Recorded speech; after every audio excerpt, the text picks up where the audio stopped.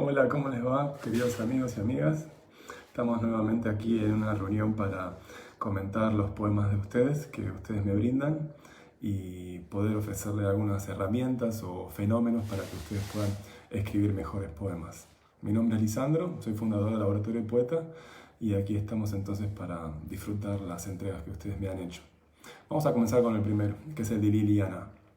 El poema de Liliana dice así: sola, ya conmigo, no estás, no son nuestras las mañanas, ahora es todo singular, tus mañanas y las mías.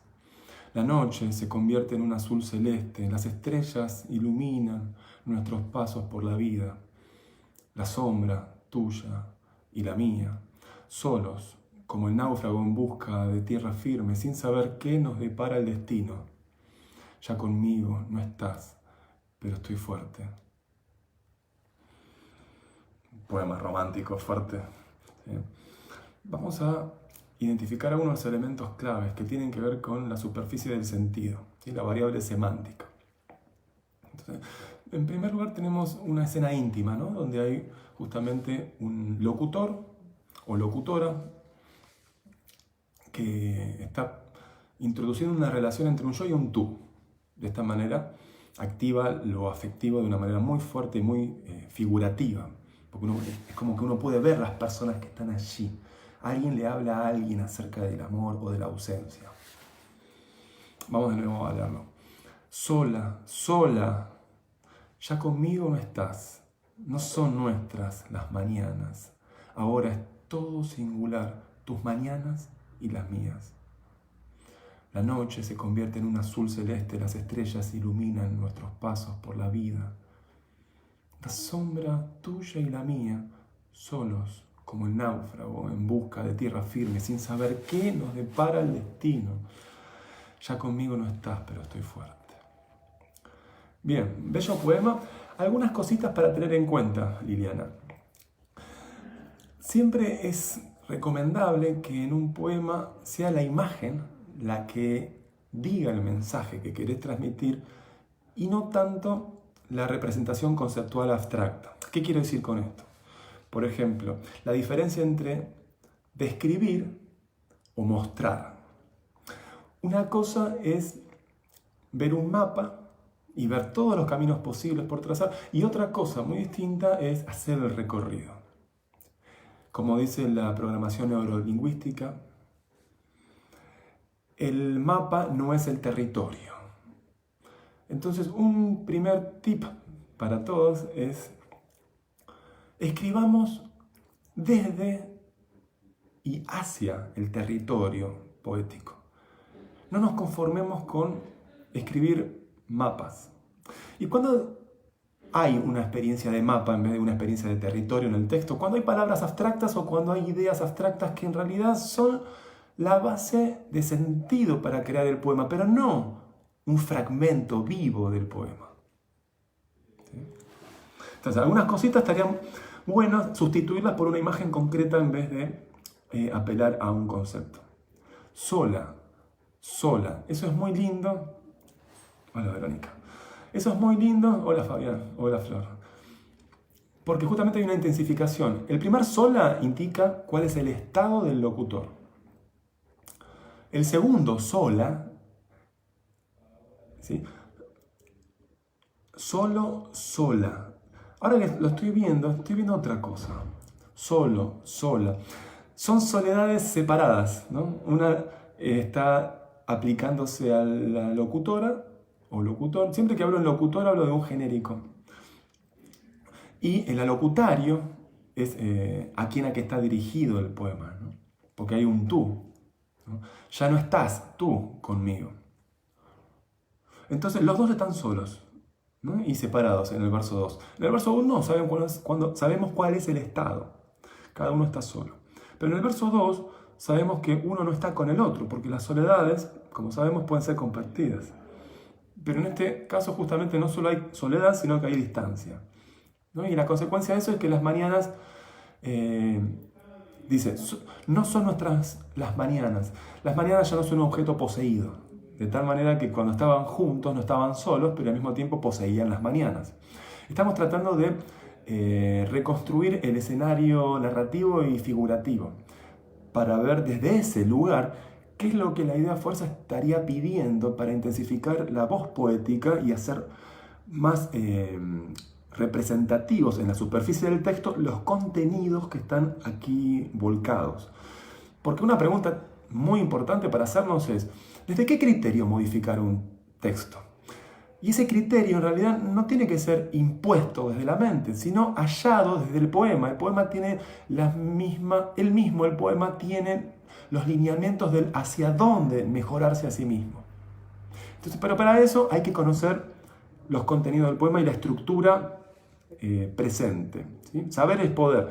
Si queremos encontrar cuál es el estado mejor del poema, tenemos que saber dónde está el poema y hacia dónde apunta el poema. No solo el poema real, sino el poema posible. Aquí hay otra diferencia importante. Una cosa es el poema actual, el que leo, y otra cosa es el poema posible. El mejor estado posible del poema que leo. Si no, los criterios de modificación serían totalmente arbitrarios, ¿sí? Para modificar, primero pueden anotarse este esquema. 1. Observar. 2. Evaluar. 3. Decidir.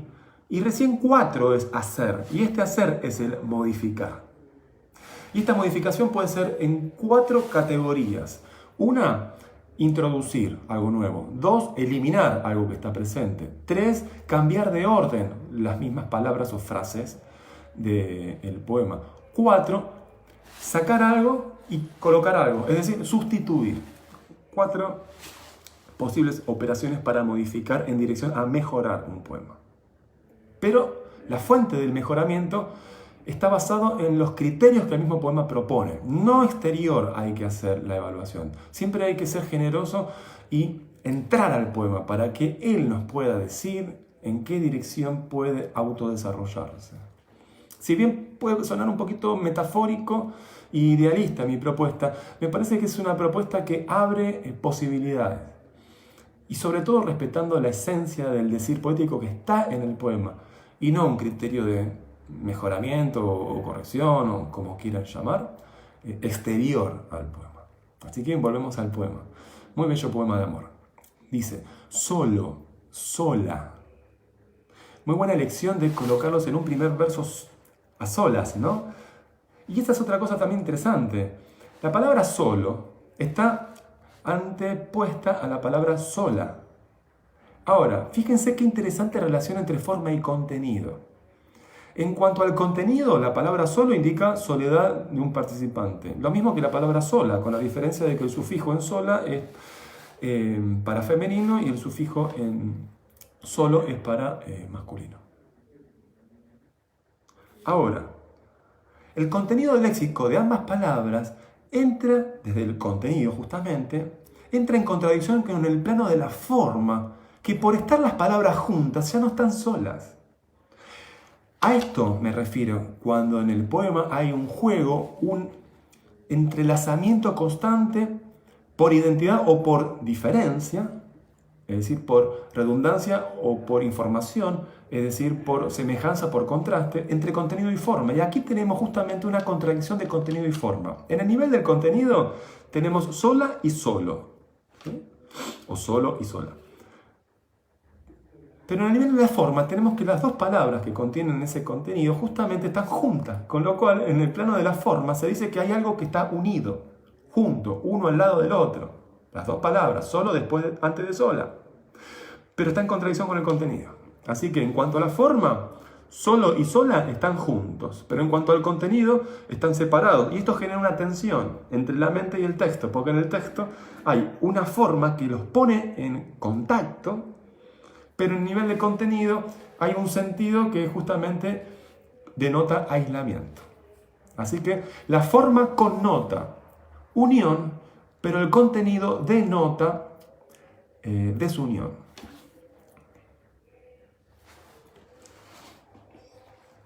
Vamos a ver qué pasa en el verso 2. Ya conmigo no estás. No son nuestras las mañanas. Ahora es todo singular. Tus mañanas y las mías. La idea básica acá es que uno tiene las mañanas y otro tiene otras mañanas. Las mañanas ya están desdobladas en los dos sujetos que están separados. y es una separación que genera una soledad. Hola Grisela, ¿cómo te va? Gracias. Entonces, ya conmigo no estás. Acá lo que es útil desde el punto de vista del decir poético es la alteración del orden canónico sujeto-verbo-objeto.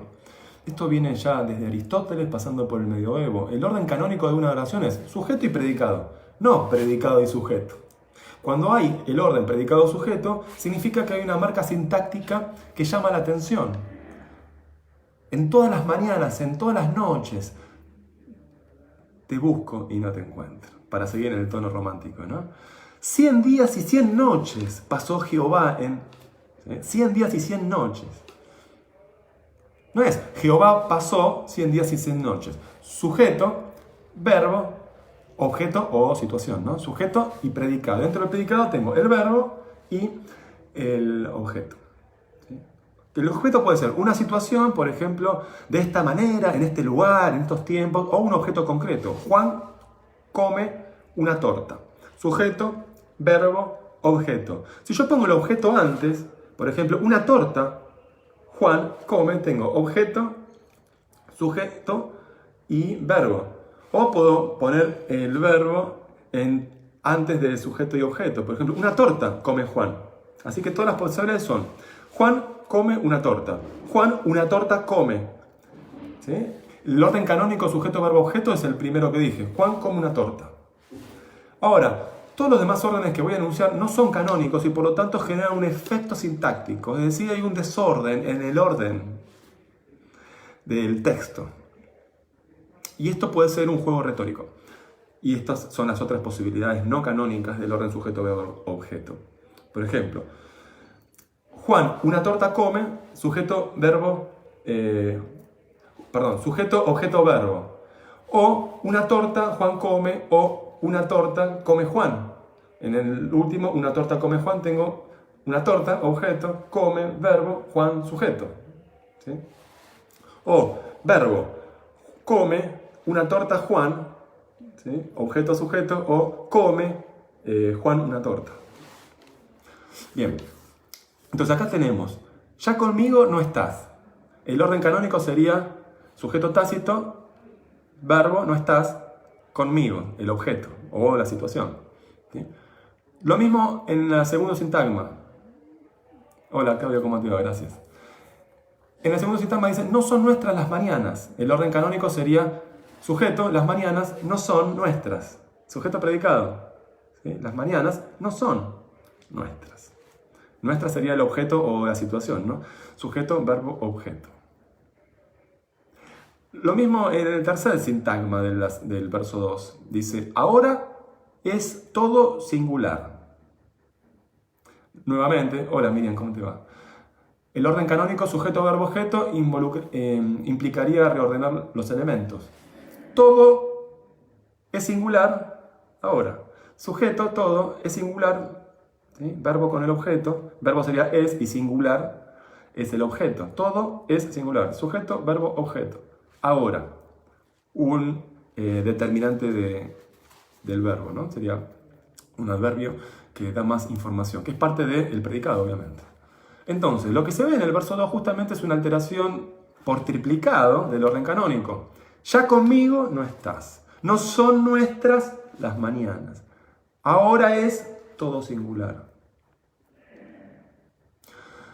Tus mañanas y las mías. Y ese final del verso 2 coincide con el verso 1. Solo, sola. Tus mañanas y las mías. Con lo cual se cierra un ciclo de sentido.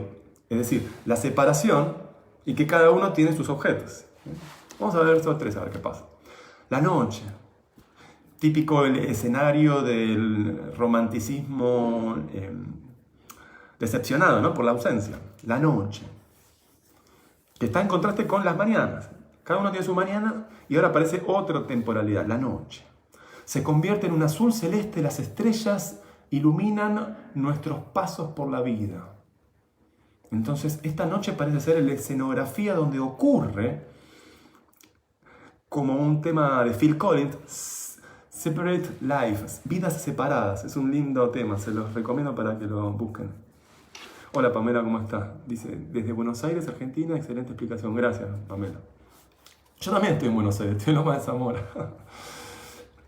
Bien.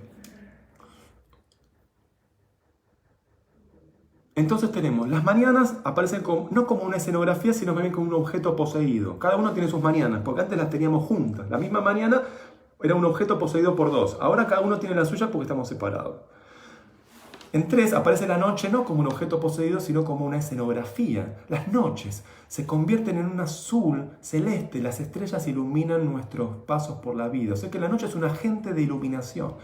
Se convierte en azul y al mismo tiempo es un contenedor de las estrellas que iluminan el camino, separado, cada uno tiene el suyo. ¿Sí? Pero sirve el 3 para contrastar con 2 en cuanto a noche versus mañana. Y 3 está muy bien planteado en el sentido de que hay que, efectivamente, sí. En 3 hay que justamente tener en cuenta que viene a ser una consecuencia de 2. 2 dice ya no estás conmigo. Y 3 viene a plantear que la noche ilumina esos caminos separados, ¿no? Fíjense a ver si funciona la interpretación. Ya conmigo no estás. No son nuestras las mañanas, ahora es todo singular, tus mañanas y las mías. 3. La noche se convierte en ese azul celeste, las estrellas iluminan nuestros pasos por la vida. ¿Sí? Así que tenemos 2, nos da el dato, nos da el informante de que estamos separados. Porque en 1 no sabíamos que estamos separados. Podemos estar solos, pero juntos. Solo, sola. Pero en 2, cada uno tiene sus soledades, pero además están separadas. ¿Sí? Ya no estás conmigo. 3 es una confirmación de que el camino que cada uno sigue, pese a estar separado, es bajo la noche. Con lo cual es interesante porque si bien cada uno está solo y están separados, hay un espacio común que tiene que ver con el hecho de que hay una noche que los une y hay un espacio de intimidad que si bien no involucra el enlace de los que están en vínculo, el espacio de la ausencia es un espacio común porque los dos están solos. O sea que en la soledad se unen, por así decirlo. Vamos a 4 a ver qué pasa. Otra vez, solo, sola, tus mañanas y las mías. Tuya y mía, la sombra. ¿No? Y ya viene de noche, con lo cual es como que la noche se desprende en sombras. Y cada uno tiene la suya. Tienen sus mañanas, solo y sola, cada uno tiene sus mañanas y cada uno tiene la sombra. Se ve muy patentemente el tema de la separación. Es como que el concepto abstracto separación está proyectándose figurativamente en todos los versos. Y eso, permítanme decirle, es un gran acierto compositivo. En ningún momento del poema se dice estamos separados. A lo sumo se dice ya conmigo no estás. Con lo cual, esto sí podría ser un pequeño momento de desacierto compositivo en el sentido de que se pone demasiado patentemente la idea de que están separados, con lo cual ya la figuratividad posterior da cuenta de ello, con lo cual una redundancia por medio del concepto abstracto no agrega información poética.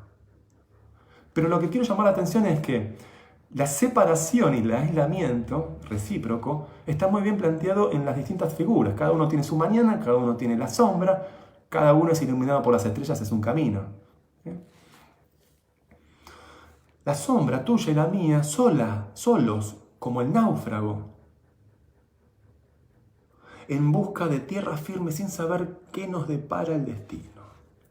¿Sí? Imagínense las sombras naufragando, en busca de tierra firme. Y no hay un saber acerca de cuál es el destino final. Es muy interesante, es el momento de la incertidumbre, porque en 3 tenemos la certeza de que estamos caminando por la vida y las estrellas iluminan el camino. Pero ahora no estamos caminando, porque no hay pasos. Ahora estamos naufragando, porque somos sombras. ¿Sí? Porque los pasos por la vida involucran que hay pies, que hay piernas, que hay cuerpo, que hay camino. Pero ya si hay sombra como entidad caminante, ya hay una situación de mayor difusión, de mayor intangibilidad, con lo cual le viene muy bien la imagen del náufrago, el agua, el no saber hacia dónde, aunque se busca la costa, pero no se sabe dónde. Entonces, justamente se activa esta modalidad epistémica de la incertidumbre. ¿Hacia dónde? No sabemos qué nos depara el destino, pero estamos en el naufragio.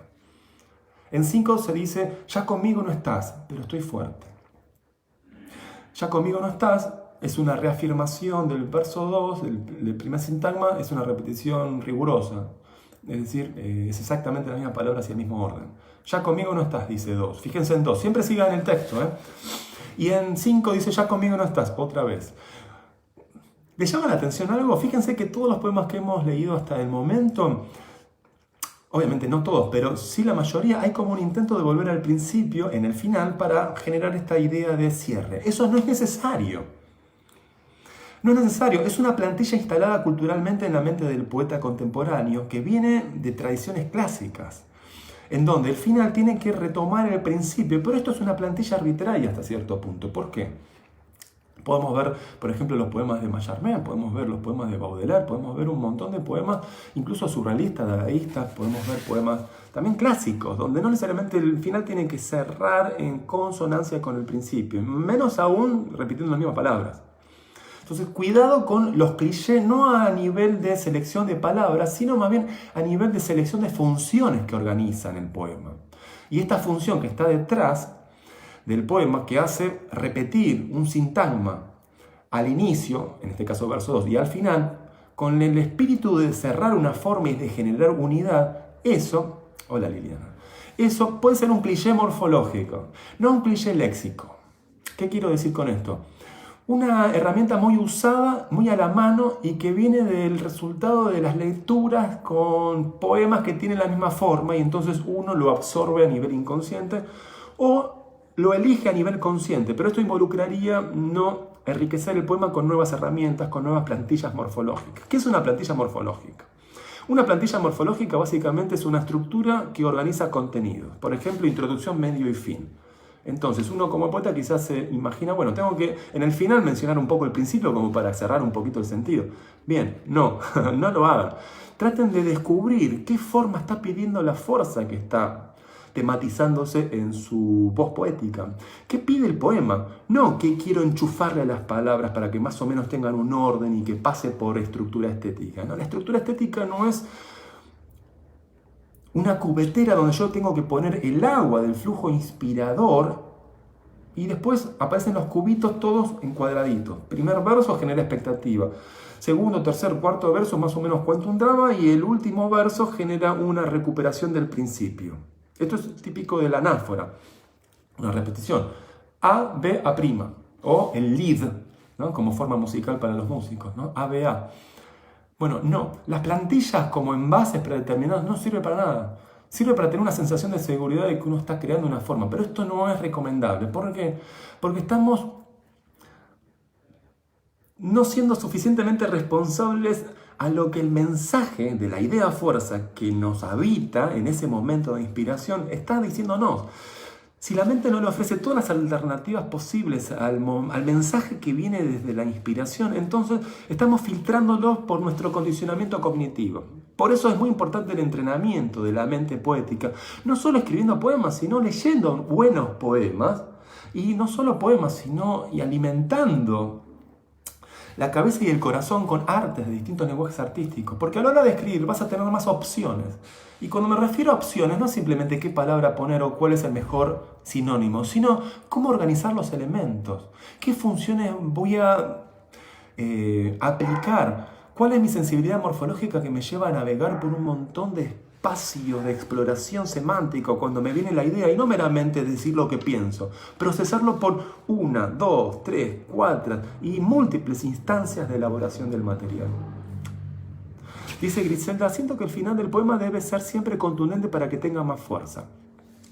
Es interesante eso, no deja de ser un estilema. ¿Qué es un estilema? Una unidad de estilo que el mismo escritor elige como parte de su hábito creativo o de su estructura estética. Y eso es muy válido y eso justamente es un estilema compartido por muchísimos artistas. Y no solo poetas, sino en cualquier lenguaje artístico. Yo soy partidario de eso también. Ahora, eso no quiere decir que en un momento un último verso puede ser un verso lavado, un verso muy licuado, un verso del tipo el agua que queda cuando uno lava el arroz. Ahora, ¿cuál es la razón para hacer uno u otro verso? Un verso contundente, un verso suave.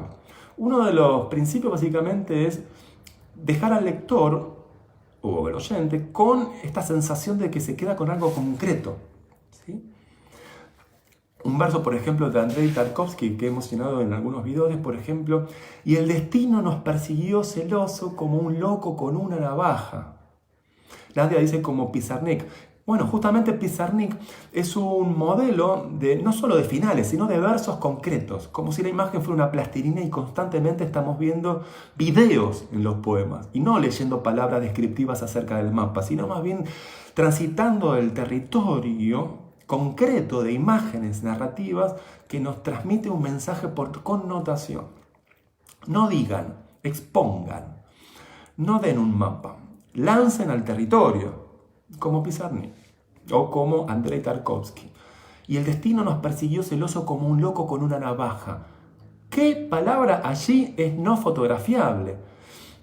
En todo caso destino, pero nos persiguió, está animado. ¿Sí? El destino es alguien que puede perseguir, como un loco, una persona desquiciada, con una navaja, y está celoso. ¿Por qué? Porque ve la grandeza del amor connotativamente que nos tenemos, y el destino nos persigue celoso, ni siquiera somos nosotros los que vamos al destino. ¿Sí? Entonces es muy interesante invertir los contenidos culturales que tenemos en la mente. El destino no es algo a lo que llegamos. El destino es algo que nos busca a nosotros. Inviertan las relaciones. El destino no es algo bueno. Quisiera cumplir mi destino. Capaz que es algo malo. Entonces tengo que evitar el destino, como justamente las tragedias griegas, ¿no? Piensen en Edipo, por ejemplo. Entonces es muy importante, nosotros estamos llenos de unidades culturales y cuando escribimos poemas tenemos que liberarlas del potencial energético que tienen, así como si libera un átomo, por ejemplo, en la fuerza nuclear. ¿No? La división de átomos genera una luz y un poder enorme, del cual lamentablemente ya tenemos varios ejemplos históricos.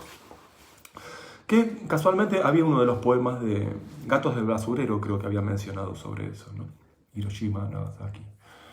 La bomba atómica, ¿no? Estoy hablando. Dicho sea de paso, Einstein tiene una frase muy hermosa que dice: el problema no es la bomba atómica, el problema es el corazón del hombre. Sigamos con el poema de Liliana. Entonces, quizás sea recomendable que el verso 5, para ganar contundencia, podría ser los elementos que lo componen sustituidos por una imagen más fuerte, quizás, ¿no? Está bien el acierto, digámoslo de otra manera. Podría constituir un acierto compositivo, dirigir el diseño del verso 5 a que se una al verso o 1 o 2, o en todo caso 3, para generar esta sensación de unidad. Gracias, Jime. ¿Cómo te va? Pero quizás no con las mismas palabras, para justamente generar esta idea de espiral creciente y no de círculo, ¿no? Que gira. En un círculo lo que tenemos es una repetición de las energías, pero no hay novedad. En una espiral centrípeto tenemos novedad. Por eso es una de las imágenes que usa Hegel en su libro, un filósofo alemán, para designar justamente la dialéctica. Tenemos la afirmación, la negación y la negación de la negación. Y esto genera el movimiento creativo del universo, ¿no? Es el modo como la conciencia va adquiriendo cada vez más autodesarrollo. Y cada poema es una microconciencia que entra en discordancia con la conciencia que la escribe. Y esto es muy interesante. El poeta no tiene más razón que el poema. Quiero decir, el autor que escribe un poema está creando una vida que va a ser independiente del que escritor. Es como una madre y un hijo. La madre engendra al hijo, pero el hijo no es la madre. Hay que cortar el cordón umbilical entre el poeta y el poema. Esto significa poner en contradicción las ideas originales que generaron el poema, de tal manera que el poema empieza a emitir sus propias ideas y uno tiene que escucharlo, seguirlo y acompañarlo. Incluso si traiciona la idea de base. ¿Por qué? Porque justamente el producto final no es la experiencia del escritor, es la lectura de la cual hace experiencia el lector. Entonces, en última instancia, como dice Collingwood, justamente tenemos el acto de creación del autor y el acto de co-creación por parte del lector. Entonces, la unidad artística, obra de arte, ¿no?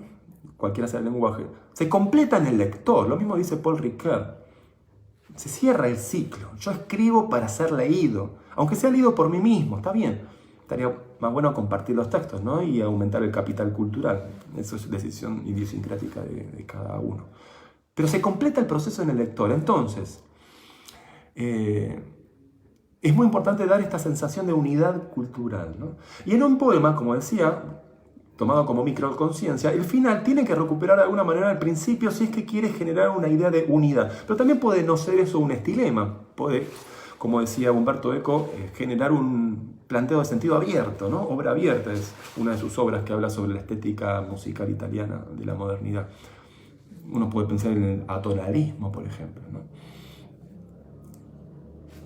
Bien.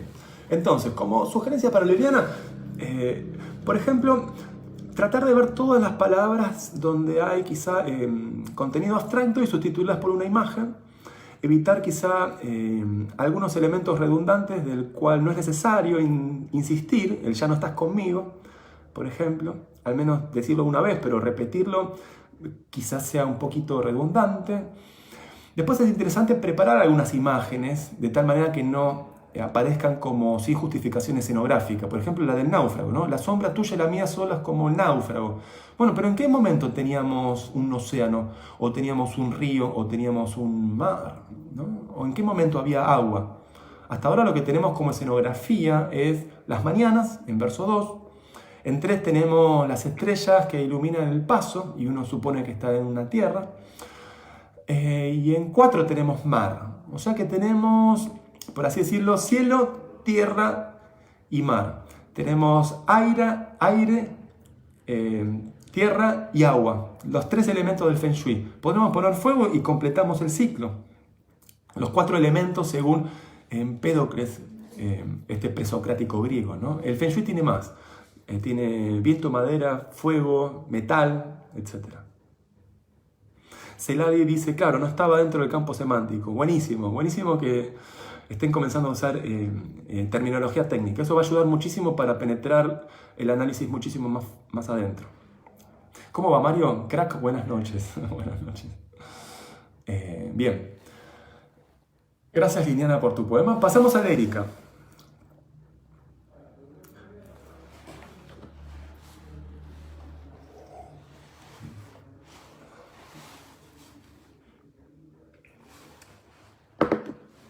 Erika dice, después de tanto esfuerzo sin caminos sencillos ni planos, a través de obstáculos y jarrones rotos, necesito un poco de aliento para la transmutación. Llega al fin la innovación de un futuro incierto. Encontré el alba en mi destino después de deambular tanto. No cabe duda de que para un sólido camino se requiere de un color de tintes grisáceos. Pasar por otros tantos construyendo sobre castaños teñidos de anaranjados y por fin he podido terminar ese cuadro, pintado de una obra enfrascada que no ha estado contaminada. Ya empiezan, fíjense, cada vez que ustedes lean un poema suyo o de otro, siempre que lean poemas de otros, sean de amigos o de autores consagrados, universales, por así decirlo, autores que les pueda aportar muchísimas herramientas,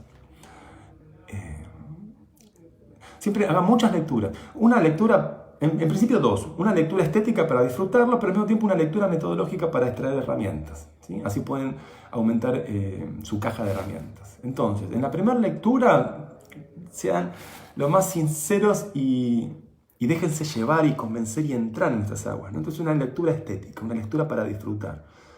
Ya la segunda lectura, como tienen la primera, ya tienen los contenidos, los sabores. Ahora se trata de encontrar las estructuras, ¿no? Es como cuando uno disfruta un vino, ¿no?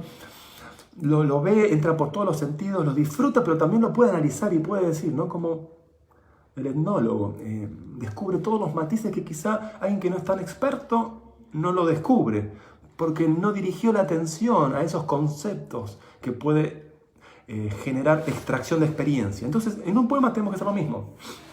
En un poema tenemos que extraer experiencia potencial. Eso significa no solamente disfrutarlo en una lectura, sino entrar muchas veces para ver otras posibles asociaciones que en un primer recorrido de lectura no han aparecido. Entonces hay que darle la oportunidad a que otras aparezcan. Hola Mónica, ¿cómo te va? Vamos a hablarlo de nuevo, a ver qué otras cosas aparecen, ¿no? Síganme conmigo, está el texto allí, en el link. Poemas a comentar hoy. Después de tanto esfuerzo sin caminos sencillos ni planos, a través de obstáculos y jirones rotos, necesito un poco de aliento para la transmutación. Llega al fin la innovación de un futuro incierto. Encontré el alba en mi destino. Después de deambular tanto, no cabe duda de que para un sólido camino se requiere de un color de tintes grisáceos, pasar por otros tantos, construyendo sobre castaños teñidos de anaranjado, y por fin he podido terminar ese cuadro, pintado de una obra enfrascada que no ha estado contaminada. Fíjense entonces ya cómo empieza a haber un juego de tensiones. ¿Sí? Tenemos una fuerza y una contrafuerza. En términos de un lingüista que se llama Talmi, y con I latina, él plantea una teoría muy interesante para analizar la gramática, ¿sí? Para analizar el lenguaje, ¿no? Y dice,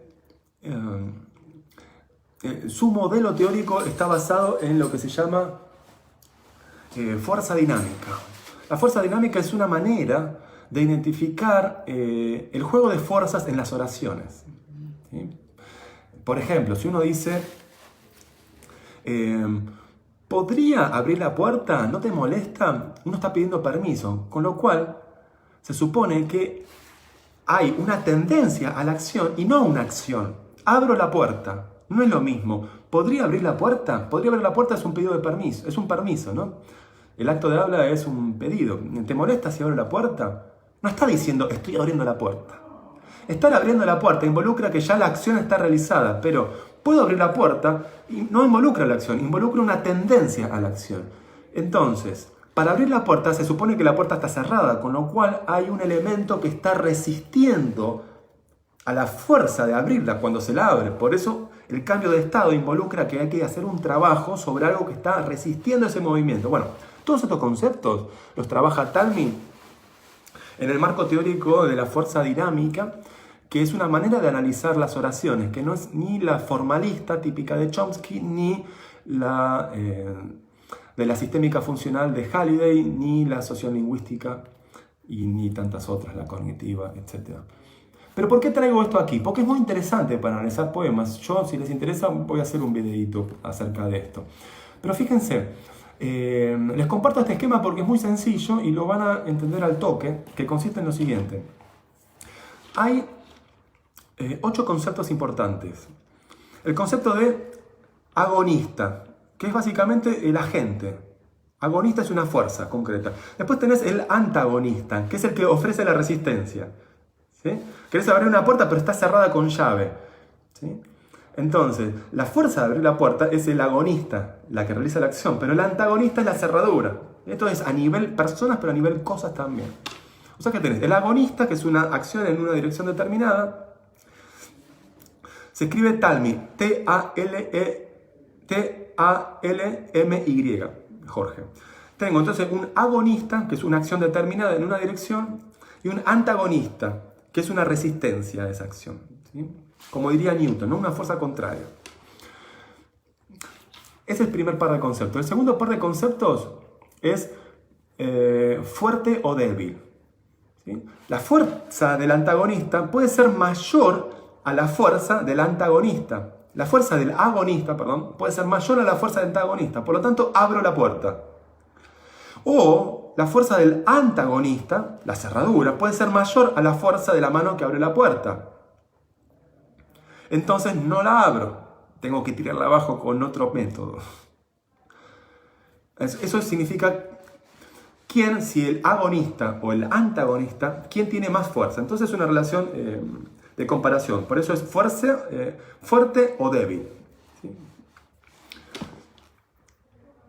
Después tenés la tendencia a la acción o la tendencia al reposo.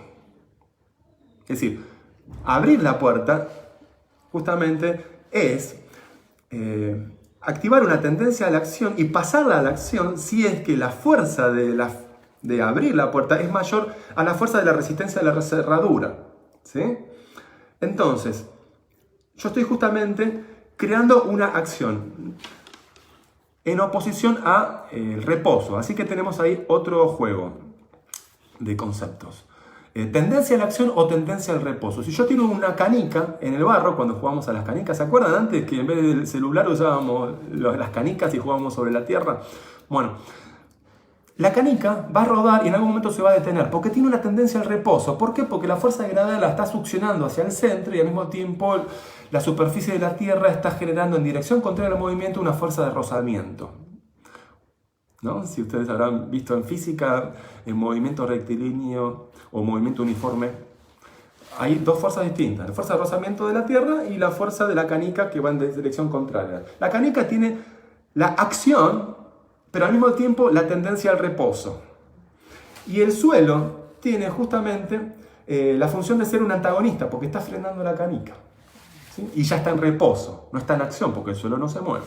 Así que recuperemos hasta ahora los conceptos de Talmy y ya rápidamente volvemos al texto de Erika. Agonista, una acción cualquiera. Antagonista, una resistencia a la acción. Fuerte o débil, ¿quién va a ganar esa lucha? El fuerte puede ser tanto el agonista como el antagonista. El débil puede ser tanto el agonista como el antagonista. Tendencia a la acción o tendencia al reposo. ¿El movimiento se va a activar o el movimiento se va a detener? Y efectivamente, acción y reposo. Ya no la tendencia latente. La canica tiene la tendencia a reposo, pero está en acción. ¿Sí? Entonces tenemos agonista, antagonista, fuerte, débil, tendencia a la acción, tendencia al reposo, acción y reposo. 8 conceptos. ¿Sí? Bien.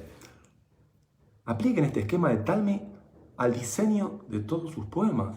Porque cuando ustedes están describiendo la realidad de lo que sienten o la realidad de lo que observan, están mostrando lucha entre fuerzas. Entonces, fíjense, primer verso. Ahora aplicamos el esquema que aprendimos con Talmy en fuerza dinámica al poema de Erika, que se llama Esfuerzos. Después de tanto esfuerzo, sin caminos sencillos ni planos. Y después de tanto esfuerzo, sabemos que hay un agonista que está realizando una acción en una dirección, pero hay una resistencia, hay un antagonista que no se la hace fácil al locutor o a la locutora. La razón de no hacérsela fácil es que no hay caminos sencillos ni planos. Es decir, ahí está, fíjense, planos significa que no haya relieve. ¿Por qué? Porque el relieve involucra justamente tener que subir, tener que bajar, o que no haya desvíos, que involucra justamente tener que hacer giros. No hay caminos rectilíneos, no hay caminos planos, no hay caminos sencillos. Sino, al contrario, obstáculos y jarrones rotos, ¿no? Jarrones ya no ubica en otra isotopía, es decir, en otro campo semántico. Pero ahí están los antagonistas, fíjense. En el verso 2 tenemos como antagonista obstáculo, que es un sustantivo abstracto. No nos dice mucho desde el punto de vista figurativo, con lo cual puede ser una estrategia de balancear con el sustantivo concreto de jarrones, que sí es figurativo porque podemos ver un jarrón, pero no podemos ver un obstáculo. Podemos ver una piedra en el camino, pero no podemos ver un obstáculo, porque el obstáculo es un sustantivo abstracto, la piedra es un sustantivo concreto. La piedra cumple la función de obstáculo. Jarrón sí es un sustantivo concreto. Uno le puede sacar una fotografía a jarrón. Entonces, obstáculos y jarrones es como yo dijera en un plano morfológico abstracto concreto. Entonces, jarrón roto es aquello que hace que el camino no sea sencillo ni plano. Por lo tanto, jarrones rotos es una de las clases de los obstáculos, de los cuales otros tipos de obstáculos no están dichos. Por eso es a través de obstáculos, como toda la clase de lo que genera este esfuerzo en la persona que se dirige a través de ese espacio, y uno de esos obstáculos son los jarrones rotos. Que no son los jarrones, son el hecho de que estén rotos, ¿no? Entonces, jarrón es el antagonista. que va en dirección contraria a quien está realizando el trabajo. Por eso es un trabajo esforzado, porque hay jarrones rotos. Antagonista, jarrones rotos. Y el participante que está realizando esta acción está sufriendo, experimentando esta fuerza del antagonista, pero porque está aplicando una acción. El agente realiza una acción, el agonista es un agente que realiza una acción. Si el participante no realizara una acción, no sería agente, pero tampoco tendría resistencia. El que se queda quieto no experimenta la resistencia de nada. Uno experimenta resistencia cuando camina. Entonces, poéticamente uno podría decir, uno se encuentra con obstáculos cuando tiene un camino que está caminando, ¿no? Otra manera de decir que la vida son obstáculos, y eso significa que estamos vivos. Si no hubiera obstáculos, no habría camino. Si no hay camino, no hay caminar. Si no hay caminar, no hay vida. Bien, entonces ya tenemos una agente que está padeciendo obstáculos, ¿no?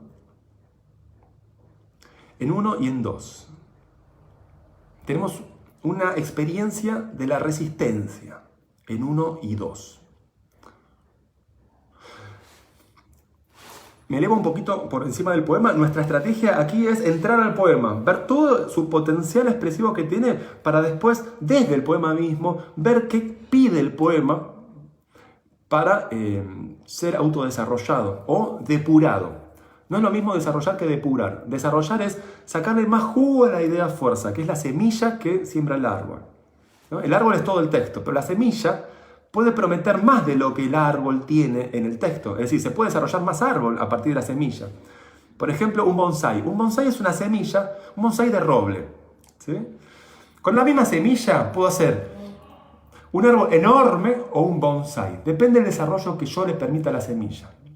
Entonces, y ahora que estoy pensando, el haiku son como bonsáis, ¿no? Porque son semillas que contienen un montón de información, pero se desarrollan lo mínimo necesario para que la plenitud esté contenida, ¿no? Por eso el haiku, ¿no? Esa forma poética de 5-7-5, ¿no?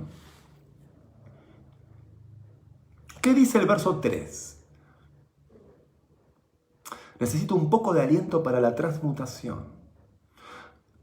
Básicamente es un texto explicativo. En este sentido podría haber un desacierto compositivo en el sentido de que se está explicando la idea en vez de mostrándola, ¿sí? Hasta ahora, como elementos de poner en evidencia figurativa, tenemos caminos y jarrones rotos. Hasta ahí.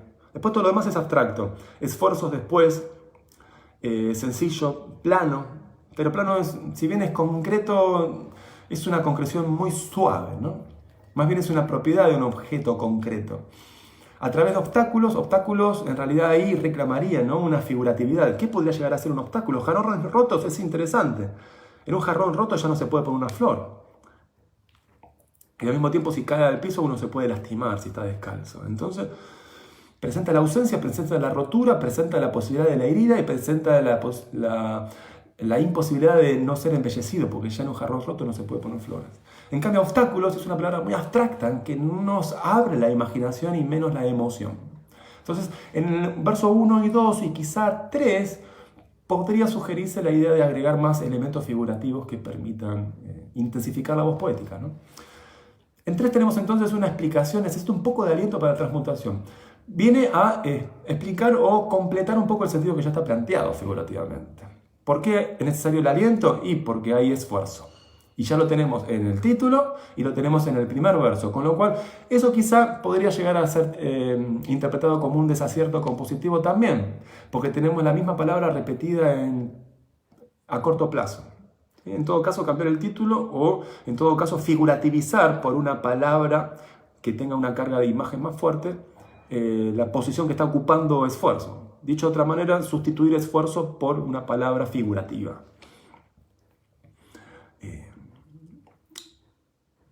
En 3 aparece la meta, para la transmutación. Entonces, nuevamente, transmutación es un sustantivo abstracto, habría que cambiarlo por una imagen concreta. ¿Por qué? Porque la imagen emociona más directamente que un concepto. 4 dice, llega al fin la innovación de un futuro incierto. Nuevamente, un verso muy largamente abstracto, ¿sí?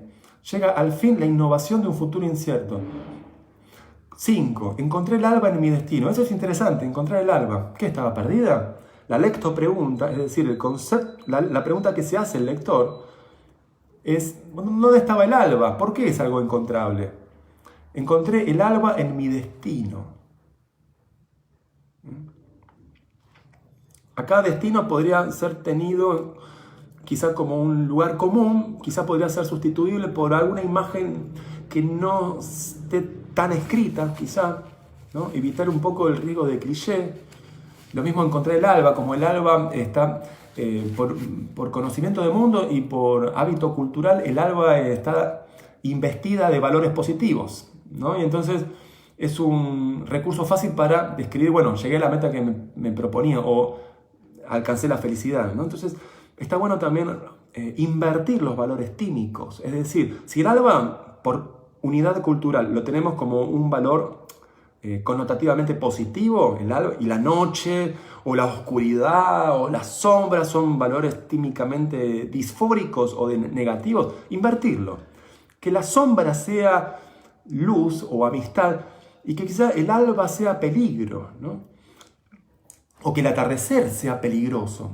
Hay un poema muy hermoso de Emily Dickinson, dice algo así como, no existe otro incendio más grande, no existe otro fuego más expansivo, no existe otro incendio, algo así era la idea, no existe otro incendio más grande que este atardecer. ¿Sí? Entonces fíjense cómo el atardecer quema, incendia. El atardecer uno lo ve como algo pacífico, noble, ¿no? Sereno. En la tarde nos tomamos mate, en la tarde me junto con los amigos, el atardecer es para ver la puesta del sol, como hacía el Principito. ¿Cuántas puestas de sol habréis visto el Principito en su pequeño planeta? El atardecer es algo sereno, bello, amable. De repente en Emily Dickinson aparece como algo monstruoso capaz de incendiar la tierra. ¿Qué significa eso? No solo escribió un poema, escribió una transformación de la manera como percibimos la realidad. El poema no se escribe en la hoja, el poema se escribe en la mente. O sea que antes de escribir lo que sentimos, hay que reestructurar el modo como sentimos, porque si no van a salir en la hoja un montón de clichés. ¿Sí? Bien. Encontré el alba en mi destino después de deambular tanto, que tiene que ver relación con uno, ¿no? Sin caminos, sencillos. Hay alguien que está caminando. No cabe duda de que para un sólido camino se requiere de un color de tintes grisáceos. Entonces, se logró algo. Este es un bello poema en cuanto a la afirmación de la vida. Se logró algo, ¿no? Hay un esfuerzo que valió la pena porque se encontró el destino, ¿no? Se encontró el alba. Se requiere de un color de tintes grisáceos. Aquí esto es interesante. Acá viene, me parece a mí, el elemento idiosincrático del poema. Se llega a la meta deseada por medio de un camino que no es demasiado esperado, que tiene que ver con la pintura. Dicho de otra manera, me costó mucho pintar el cuadro, pero llegué a encontrar un producto que me satisface. A eso, que obviamente no es el poema, es una reducción absolutamente burda que hice yo para explicitar una idea, pero eso es lo que llamo en mis tutorías y en mis workshops la base textual. Es decir, ¿cómo podría ser reducido un poema al nivel básico, a nivel sin recursos retóricos, a nivel sin ningún tipo de desvío semiótico, retórico? ¿Para qué? Para entender exactamente lo que en guión se dice, cuál es la idea controladora, cuál es el mensaje claro que querés transmitir. Y cuanto más sencillo y cuanto más, digamos, simple, sin ningún tipo de artilugio expresivo, mejor, porque la mente lo percibe bien. Incluso hasta el punto de llegar a producir un algoritmo. ¿Sí? Por ejemplo, estado de negatividad. ¿Sí? El camino es difícil. Estado de transición. Voy superando los obstáculos. Estado de positividad. Llegué a pintar mi cuadro. ¿Sí? Me alejo un poquito del poema, ¿eh? Estoy generando este ejemplo para que se vea. Más claramente todavía, introduciendo el concepto de programa narrativo, que lo he mencionado en otros videos, perteneciente a Greimas, en su semántica estructural. Un libro muy técnico, pero es recomendable si tienen paciencia. Se puede aprender mucho. el programa narrativo está compuesto de 3 tipos de enunciados. 2 tipos de enunciados, pero 3 de enunciados. Enunciado de estado, número 1, enunciado de hacer y enunciado de estado, número 2. Entonces, hay un problema y hay una meta feliz, ¿sí? Y el tránsito es la solución que resulta de la aplicación de un instrumento. Entonces hay un desplazamiento de un estado problemático a un estado exitoso por medio de una aplicación de un instrumento que genera la solución, ¿sí? Problema, meta y solución. Estado 1, estado 2, pero para llegar al estado 2 tengo que aplicar una acción. Entonces, podemos reducir cualquier unidad artística hasta cierto punto en uno o múltiples programas narrativos, ¿sí? Por ejemplo, estoy en una situación de problema. Por ejemplo, porque no puedo expresar mis ideas. Ahora, el estado meta es, quiero expresar todas mis ideas. Bueno, muy bien. Por ejemplo, pintar un cuadro o escribir un poema, ¿sí? Ahora, el camino es el enunciado de hacer, que me transforma el estar en situación de no expresión a estar en una situación de expresión. Y logré decir lo que quería. Incluso dentro del problema, fíjense que se puede aplicar el esquema de Tandy que le había dicho y lo había compartido con ustedes hace un ratito, ¿no? ¿Por qué hay un problema? Porque hay una tendencia a la acción y hay un antagonista en dirección contraria. Entonces esa tendencia a la acción no se puede cumplir y convertir en una acción plenamente. ¿Por qué? Porque el antagonista tiene más fuerza que el agonista. Entonces el estado queda justamente en problema. Ahora, por medio de aplicar el instrumento, tengo la posibilidad de generar una solución, pero yo tengo que luchar contra el antagonista de tal manera de que yo, agonista, sea más fuerte que el antagonista y entonces trasladarme a mí mismo de un estado negativo a un estado positivo, ¿sí? Y fíjense que el problema, básicamente, todos los problemas tienen que ver con esta lucha de fuerzas. Entonces, volviendo al poema de Erika, Esfuerzos, dice: no cabe duda de que para un sólido camino se requiere de un color de tintes grisáceos. Es decir, el sólido camino justamente es el camino que ha sido transitado, que si bien no fue sencillo porque no había planos y estaba lleno de obstáculos y jarrones rotos, se cumplió, ¿sí? Y ahora nos está diciendo cuál fue la estrategia para que se haya podido cumplir. Jorge dice: Leonard, pionero en lingüística cognitiva. Precisamente. Gracias, Jorge, por tu comentario.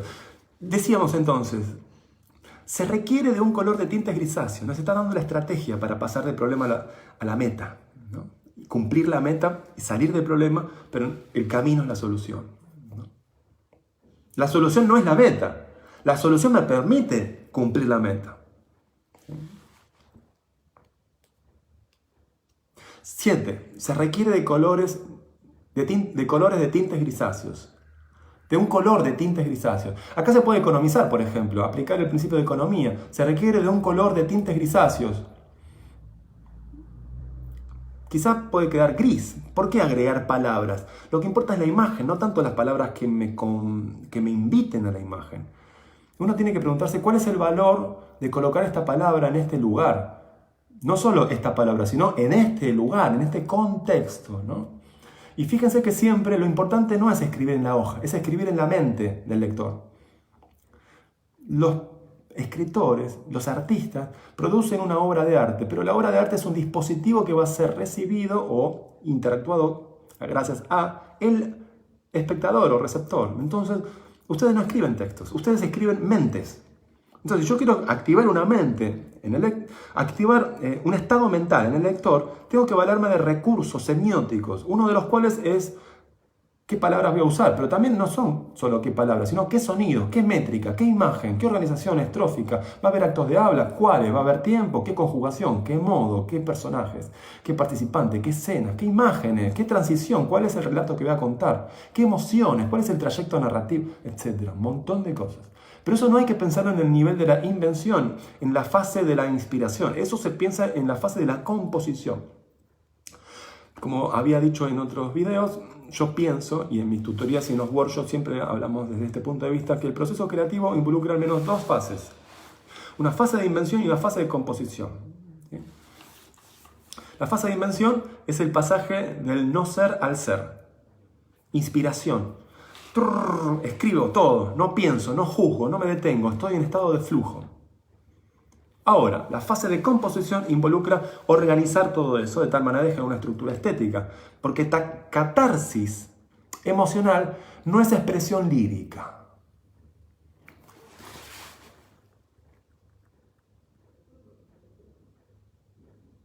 Ocho, pasar por otros tantos construyendo sobre castaños. Hay tantos. Nuevamente, es una palabra abstracta que no agrega una imagen y por lo tanto nos aleja del campo de fuerzas emocionales. Más bien podría venir más de la narrativa, ¿no?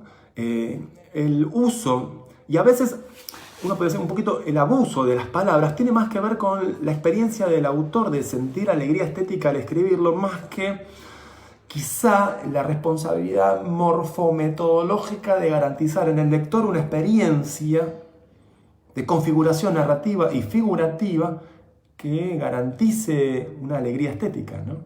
Entonces, yo invito a que se sienta alegría estética en el proceso de escribir, pero al mismo tiempo garanticen que hay una alegría estética en el proceso de leer. Y muchas veces, el poema termina antes de que uno termine de escribir. Y esto significa que uno agrega más palabras de las que el poema necesita. Y con esto me refiero a la idea con la que comencé este video en vivo, de que muchas veces el poeta no escucha el poema y el poeta toma preponderancia sobre el poema. Entonces cuando uno lo lee, si no es el poeta mismo, es un lector, se ve, bueno, quizá en esta parte me aburro porque ya no se coincide demasiado con lo que viene pasando, o ya las imágenes se repitieron, o ya las palabras no me activan emociones. Pero fue necesario escribir eso para que el escritor, el poeta, siga disfrutando de la sesión creativa. Entonces, ojo con eso. Una cosa es la alegría de la sesión creativa que el escritor siente. Me siento con mi mate, con mi café, con mi té y estoy frente a la ventana con un paisaje lluvioso, ideal, quizá, o frente al mar, y escribo, y escribo, y escribo, y escribo. Bien. Pero quizá escribo más de lo que el texto necesita. Entonces, textos más largos de lo que el sentido necesita. O, por carecer de recursos lingüísticos, el texto queda más corto del potencial expresivo de la idea fuerza. O sea, ni una ni otra. Hay que escribir, y esto es una regla de racionalidad poética, pueden tomar nota. Estos son conceptos de mis propias investigaciones. No escribir más de lo suficiente ni menos de lo necesario. Esto te garantiza que esté alineado el sentido de la idea fuerza, la semilla del poema, con la voluntad comunicativa del escritor. Porque muchas veces queremos decir más de lo que necesita la idea para ser expresada. Entonces, como dice Fabián, como dice Mario, menos es más. Y Fabián corrobora, eso es cierto. Bien, sigamos entonces con el poema de Erika. Pasar por otros tantos construyendo sobre castaños, ¿no? Teñidos de anaranjados, ¿no? Acá aparece esta belleza de los colores. Y por fin he podido terminar este cuadro, ¿no? Acá se resuelve el enigma.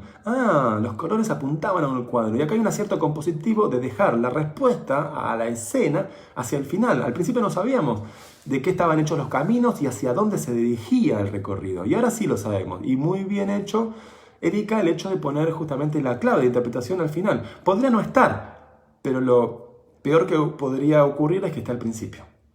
¿Qué pasa si un mago muestra los hilos con los que va a hacer la magia al principio y después hace el truco? No hay truco. Cognitivamente necesitamos un orden que permita justamente garantizar el efecto de sorpresa. Si no, la sorpresa no surge. Y esto no es un accidente situacional. Esto es una estructura cognitiva. No podemos sorprendernos si tenemos la información de base como causa al principio. Por eso el mago no cuenta sus trucos. Y si lo contara, lo tiene que contar después de haber hecho el truco, porque si no el efecto de sorpresa no ocurre.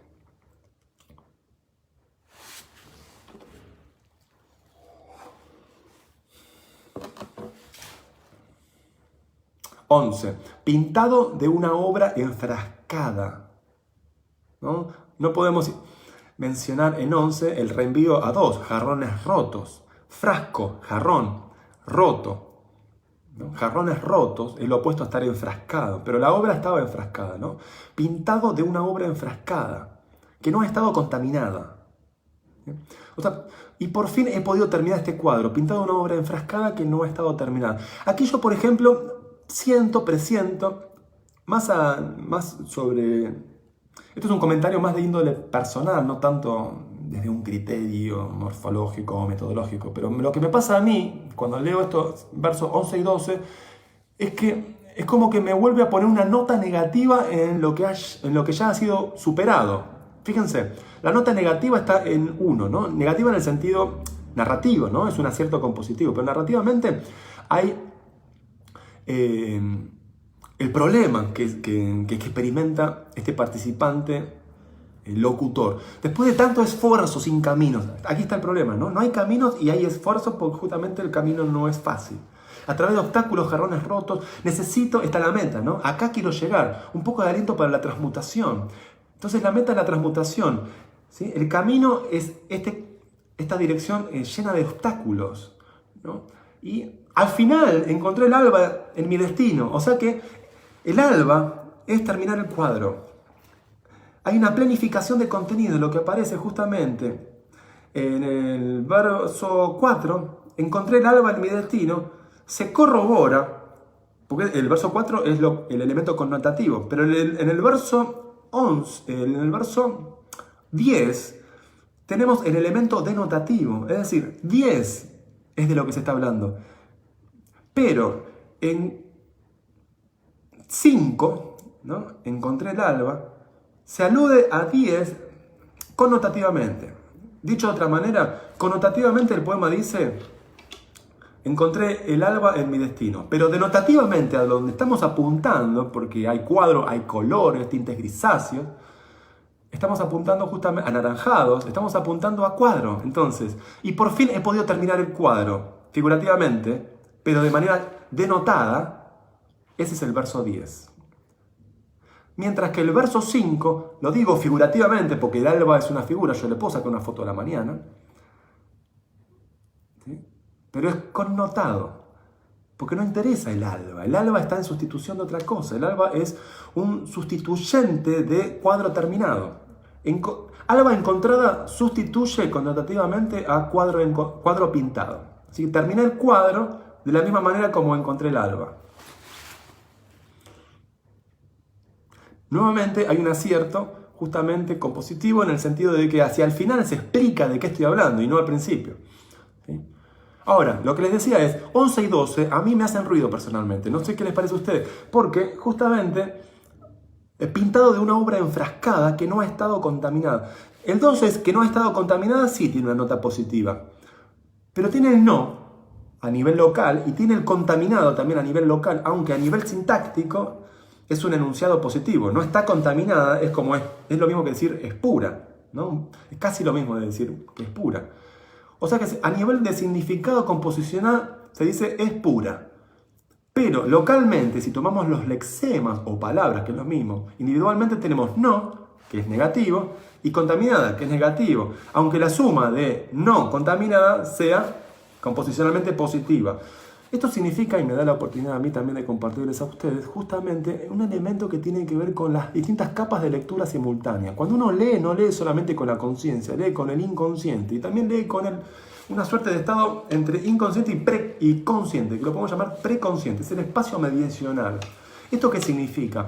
Significa que yo estoy leyendo no solo el significado composicional, sino que quizás subconscientemente estoy leyendo el significado individual de cada palabra. Entonces me negativiza la experiencia leer un no, me negativiza la experiencia leer un contaminada, aunque por significado composicional yo sé que está diciendo algo bueno. O sea que en un nivel general estoy diciendo algo bueno, pero en un nivel particular estoy diciendo dos cosas negativas, ¿sí? Dos cosas malas, no y contaminada.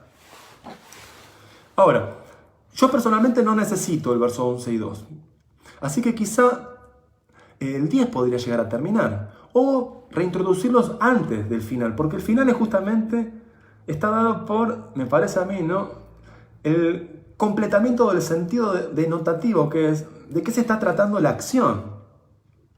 Como diciendo, bueno, basta de metáfora, a ver, basta de jarrones rotos. En realidad es como que no encuentro la forma del cuadro, o no logro quizá encontrar el pigmento concreto, o no logro encontrar la figuratividad escenográfica de aquello que estoy pintando, se me hace difícil el camino, bueno, pero encontré el alba en mi destino, después de deambular tanto, ¿no? Y encontré los colores, encontré la combinación y todo el cuadro se me hizo una forma como la Gestalt, se me cerró toda la forma. Buenísimo, listo. He pintado y he terminado este cuadro. Ahora, que me dé un comentario posterior, pintado de una obra enfrascada que no ha estado contaminada, es un comentario. Es como el subtítulo en una película, pero si estoy viendo la película no necesito el comentario acerca de lo que está ocurriendo a nivel de la imagen. Escriban películas, no subtítulos. Celadi dice, claro, pareciera que aún llegando, no siente la gloria. Interesante, desde el punto de vista subjetivo. Podría llegar a ser. Llega a la meta sin sentir de todo el éxito. Podría ser una interpretación válida. Muchísimas gracias, Erika, por tu poema de autoafirmación en la vida. Y finalmente vamos al poema de María.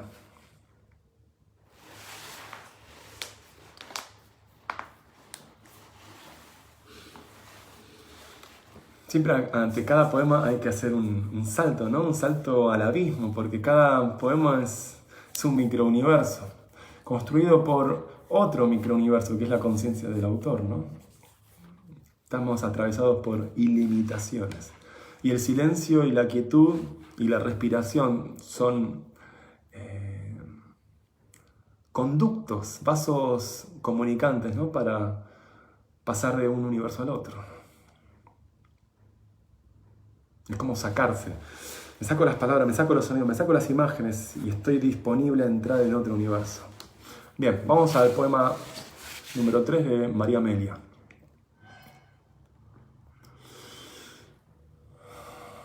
Velo y desvelo de estos días arrasados, tras el vidrio roto de los espejos creados por la tecnología, despedidos en bocanadas, huérfanas de besos y brazos caídos, desfallecientes, sin brazos, encapsulados en la distancia y en los espacios, de un mundo paralizado, de calles vacías, de noches sin sueños, de soledades infinitas.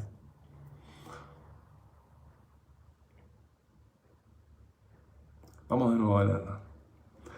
Velo y desvelo de estos días arrasados, tras el vidrio roto de los espejos creados por la tecnología, despedidos en bocanadas, huérfanas de besos y brazos caídos, desfallecientes, sin brazos, sin abrazos, encapsulados en la distancia y los espacios, de un mundo paralizado, de calles vacías, de noches sin sueños, de soledades infinitas. Es como una gran oración esta. ¿Sí? Si bien ahí veo un punto en 13, pero hay algunas cuestiones a trabajar que tienen que ver con la ortotipografía. Nunca voy a entrar en la ortotipografía, ¿sí? Pero uno podría pensar que esto es una gran oración, ¿no? Lo voy a leer como si fuera una gran oración, a ver qué sienten ustedes. Velo y desvelo de estos días arrasados tras el vidrio roto de los espejos creados por la tecnología. Ahí está. En 4 identificamos el objeto, espejos. ¿Sí? Va de nuevo, ¿eh? Velo y desvelo de estos días arrasados. Ahí tenemos otro objeto, días arrasados, ¿no? Más bien es un experimentante. El día ha sido arrasado.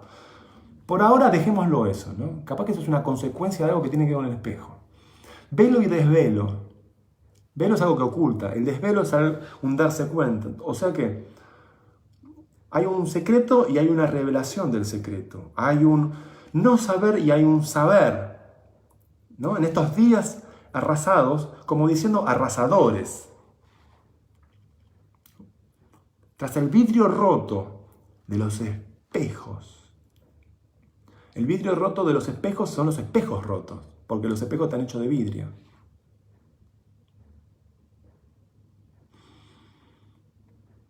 Tras el vidrio roto de los espejos, creados por la tecnología, despedidos en boca. Entonces ya sabemos quién ha sido creado por la tecnología.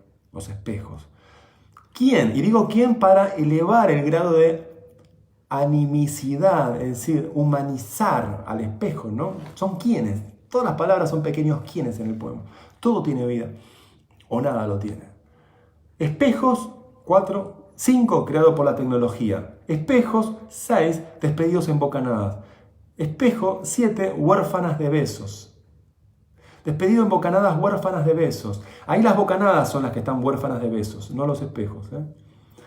Y brazos caídos, desfallecientes, encapsulados, desfallecientes. Ahí ya no sabemos si son los besos o los espejos, porque no hay una garantía de cohesión que nos genere la desambiguación de las asociaciones. Fíjense, vamos de nuevo. Velo y desvelo de estos días arrasados. Eso es una introducción a la escenografía. Velo y desvelo de estos días arrasados. Es decir, el experimentante siente algo a través de una descripción generalizante de lo que ocurre. Velo y desvelo, yo, sujeto, de estos días arrasados. Situación en la que vivo. O sea que tenemos un sujeto que sabe y que no sabe en una situación que es desconcertante y por lo tanto la causa de esa oscilación entre saber y no saber. Primero, entonces, verso tenemos el estado epistémico de incertidumbre del sujeto, locutor del poema, y en 2 tenemos la situación, ya no el sujeto, sino la situación que sería la causa de este saber o no saber que experimenta el sujeto. 3, tras el vidrio roto de los espejos, ahí viene la causa de por qué los días están arrasados. Por lo tanto, fíjense que hay una progresión causal. 1 tiene como causa 2 y 2 tiene como causa 3. Y después, 3 y 4, ¿no? Y después viene a especificarse las propiedades de 3. Vidrio roto de los espejos. Y después de 4, ¿no? Creado por la tecnología. Despedidos en bocanadas, ¿no? En los espejos. Después las bocanadas se describe. Huérfanas de besos y brazos caídos. Desfallecientes, volvemos al espejo. Sin abrazos, encapsulados en la distancia y en los espacios. Ya no sabemos si es besos o es espejos, porque los dos son masculinos y los sufijos de los adjetivos son masculinos también, así que ya no podemos decidir. Lo cual puede ser un acierto compositivo, ya que abre, gracias a la ambigüedad, el espacio de la incertidumbre del recorrido de lectura. ¿Qué significado es el que se está enriqueciendo de estos predicados, ¿no? ¿Son el vidrio o son los besos? ¿O son los abrazos? Desfallecientes en 9, sin abrazos en 10. 13 dice, y los espacios. ¿Sí? 14, de un mundo paralizado. Y 14 inevitablemente nos lleva a 2, días arrasados. Por lo tanto, el mundo está paralizado como consecuencia de que los días han sido arrasadores. Con lo cual, 14 y 12 vienen a ser, de alguna manera, figuraciones concluyentes que construyen la causa de 1. Siento velo y desvelo. ¿Por qué? Porque los días arrasadores, en 2, generan en 14 un mundo paralizado. Y de 3 a 13 hay una descripción de todos los elementos interiores que forman la causalidad de que el mundo haya sido paralizado. ¿Sí? O mejor dicho, de 4 a 13 tenemos elementos descriptivos de todo aquello que rodea a días arrasados, que genera como consecuencia 14, mundo paralizado, que genera como última consecuencia 1, velo y desvelo. Aquí tiene 14, un mundo paralizado, 15 dice de calles vacías, 16 dice de noches sin sueños, 17 dice de soledades infinitas. Ahí tenemos entonces un paralelismo desde el punto de vista de la retórica, es un recurso de tal cosa, de tal cosa, de tal cosa, de tal cosa. De 14 a 17 tenemos como anáfora la preposición de. Sintácticamente viene a ser esto un sintagma determinante. Preposicional. Es un sintagma preposicional, ¿no? De un mundo paralizado. Porque de es una preposición, sería el núcleo del sintagma. Para los que quieran sintaxis y gramática, escriban un mail que estoy dando talleres muy sencillitos acerca de gramática poética. Puede ser muy interesante para expandir el potencial expresivo sobre el texto, recuperando un poquito los conceptos que tenemos acerca de gramática, que son muy sencillos, pero algunas poquitas claves van a amplificar tu escritura de manera muy amplia, ¿no? Para valga la redundancia. Bien, entonces, velo y desvelo de estos días arrasados. Tras el vidrio roto de los espejos creados por la tecnología, despedidos en bocanadas, huérfanas de besos y brazos caídos de fallecientes. Encapsulados, fíjense, ¿qué versos tienen una única palabra? Esto también es otra manera de introducir los criterios de relectura. Lean, por ejemplo, versos largos y versos breves. Versos que tienen muchas oraciones o oraciones que abarcan muchos versos. Ustedes diseñen su propia plantilla de checklist. A ver, vamos a leer por verso, vamos a leer por oración, vamos a leer por sonido, vamos a leer por significado, vamos a leer por sintaxis. Y así pueden revisar con muchísima más cuidado cada uno de los versos, todos los elementos del poema. Porque si no, uno se queda en el plano del sentido, o de la imagen, o del sonido, y ya está. Pero de esas tres variables, en realidad hay muchísimas más. Entonces, 9 tiene una palabra el verso. Y 11 tiene una palabra el verso. O sea que estos son versos muy importantes, porque gráficamente la imagen visual rápidamente nos asocia. ¿Sí? Uno tiene 1, 2, 3, 4. Después 2 más o menos tienen la misma longitud, 3 lo mismo, 4 es un poquito más breve, con 3 palabras, 5 tiene 4 pero es más largo que 1 porque las palabras son más largas. Entonces no solo hay longitud de las palabras, sino también longitud del verso. Y también longitud de la estrofa, es decir, la cantidad de versos que tiene. Y estrofas más largas, más breves, y eso depende de la cantidad de versos. Bien. Sugerencias para Amelia. Te sugiero, Amelia, lo siguiente entonces. Por ejemplo, si vamos desde el inicio, ¿sí? Velo y desvelo de estos días arrasados. Muy interesante ahí. Comenzar con esta incertidumbre del sujeto y después dar la clave de por qué se siente incertidumbre. Siempre posponer la causa, que es lo que está ocurriendo aquí en el poema. Así que eso es un acierto compositivo. 3. Tras el vidrio roto de los espejos. Eso es muy interesante porque ¿por qué se rompió el vidrio? Primer lector pregunta. ¿El vidrio de dónde? Si fuera una ventana, diría, alguien entró a la casa o un niño está jugando y rompió, o por el viento se rompió, que hay un clima atormentador. ¿Por qué se rompió? Ahora, cuando leemos espejos, ya desaparece ese suspenso, ¿no? Porque ya el espejo, ¿dónde hay espejo? En el cuarto. Entonces, hay menos enigma que sea el vidrio de una ventana, porque en una ventana uno puede salir y entrar a una casa, con lo cual se generan otras posibilidades. Un extraño entra a la casa, ¿no? O el viento arrasa con la casa y entonces rompe los vidrios. Entonces la escena poética adquiere más posibilidades figuracionales. Ahora, que un vidrio se rompa, si es del espejo, tenemos que llegar a la conclusión que es el espejo el que se rompe. Y esto es interesante también porque tiene un gran valor simbólico. Más que un vidrio se rompa, si un espejo se rompe, uno dice son, creo que 7 años de mala suerte o algo así. O también la idea del espejo como una especie de la posibilidad de pasar a otra dimensión. Y esto también tiene un gran valor simbólico. Bien.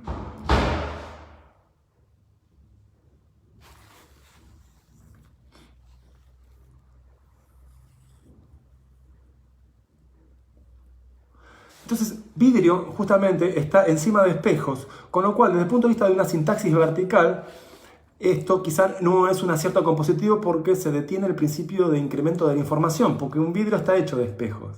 Perdón, un espejo está hecho de vidrio, ¿sí? Entonces, ahí quizás sería aconsejable que las palabras que queden una encima de la otra que tengan una imagen contrastiva. Vidrio, por ejemplo, por decir algo, ¿no? Árbol. Un árbol. Entonces, por sintaxis vertical uno va a pensar que el árbol está hecho de vidrio, o que hay vidrios que son los frutos de un árbol. Tras el vidrio roto de los espejos, es una imagen muy detenida.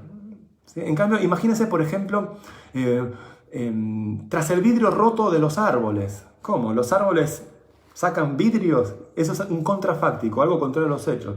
Con lo cual genera un cambio en el sistema perceptivo del conocimiento del mundo al que estamos habituados. entonces nos genera extrañeza y por lo tanto alegría estética. Creados por la tecnología. Esto es un comentario quizá que puede ser eliminable en el sentido de que ya sabemos que los vidrios es un producto industrial. Ahora, si yo no voy a hablar de la tecnología, ¿qué razón tengo para invocarla? Si yo no estoy denunciando al sistema capitalista y a la industria en general, ¿qué razón tengo yo para mencionar como un comentario secundario que el espejo está hecho por la tecnología? Valdría si sería un poema de denuncia política. Entonces, creados por la tecnología, por las industrias que contaminan, ahí es otro cantar, ¿no? Pero quizás creados por la tecnología es un comentario que no agrega un valor ni figurativo ni narrativo. Acá el elemento narrativo más central es lo que ocurre con la conciencia, el saber o el no saber del primer verso. Velo y desvelo. Y los días son arrasadores, de estos días arrasados, ¿no? Que dejó el mundo paralizado. Entonces, podría considerarse quizá un acierto compositivo contar un poquito más acerca de esta narratividad que está sugerida. ¿Qué hay antes del mundo arrasado? ¿Cómo llegaría a quedar el mundo después de estar paralizado? Y tratar de extender la narratividad hacia un pasado y contar un poquito qué había antes de que haya sido arrasado y quizá en un futuro qué puede llegar a lograrse después de que haya sido arrasado. Para no quedarse solamente en un punto local de la temporalidad.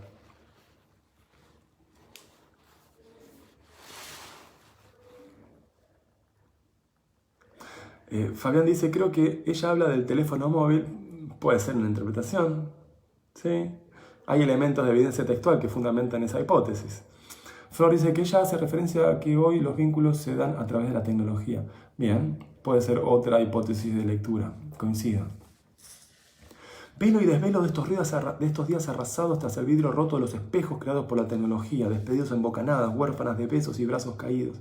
Desfallecientes, sin abrazos, encapsulados en la distancia y los espacios de un mundo paralizado, de calles vacías, de noches sin sueños, de soledades infinitas. Con la interpretación de que se trata del celular, cierra el sentido, ¿sí? Eso no quiere decir que sea un acierto compositivo tratar de hablar del celular de una manera poética, en el sentido de que nos da la clave del sentido y esto quizá podría detener la posibilidad de otros sentidos, ¿sí? Valga la redundancia. Otro elemento quizá que pueda ser modificable podría ser el verso 17, infinita. Es un cliché terminar un poema con infinito, destino, abismo, corazón. Es un cliché, está demasiado escrito y hay que esforzarse en generar una figuración más sincera y auténtica que surja del propio fondo y no del murmullo mental que es el producto de las lecturas que tenemos. Muchísimas gracias María Amelia por este poema y muchas gracias a ustedes por seguirme en este live. Los espero prontamente y si están de acuerdo con la propuesta, los invito a compartir cada uno de los videos que aparecen, a compartir la posibilidad a amigos para que otros puedan aprovechar los comentarios. Y en mi YouTube también tengo Laboratorio del Poeta YouTube. Instagram, Laboratorio del Poeta, los invito a dejar comentarios y seguimos la discusión por ese canal. Les agradezco mucho, que tengan una hermosa noche. Chao.